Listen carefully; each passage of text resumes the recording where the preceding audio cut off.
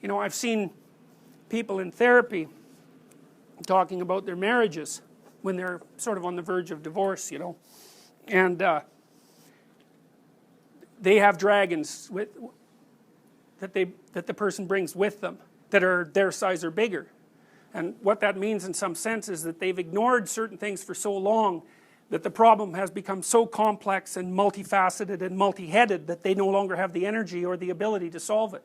So it's like, you know, I tried to calculate at certain times how many decisions that you make during a day, you know, whether you're going to react one way or another, and maybe you're doing that in the context of a relationship, you know.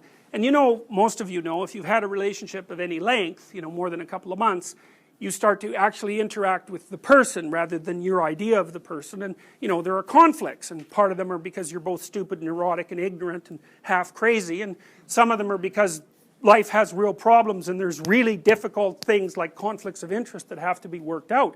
It's really hard.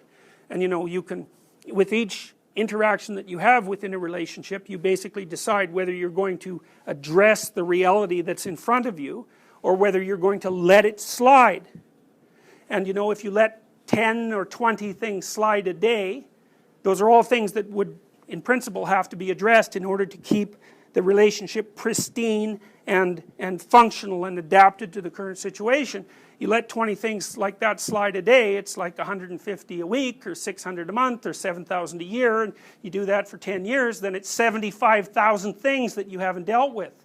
And so then you go to therapy and you say, our marriage isn't so good, and you know, you look behind it and you say, oh, there's 75,000 problems that you haven't solved. It's like, good luck starting now. You know, you just can't do it, and at that point, maybe there's no way out. Divorce, it's like, good luck with that, especially if you have children. It's like you might as well have terminal cancer. You know, getting divorced with children is no joke, and I've seen people's lives absolutely demolished by that, so that there was no hope they could recover.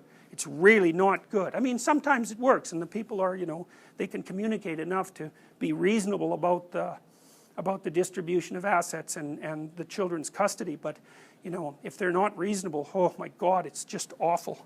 So don't generate problems around yourself by avoiding necessary things until the problem is so big that it's bigger than you, because you're basically done at that point.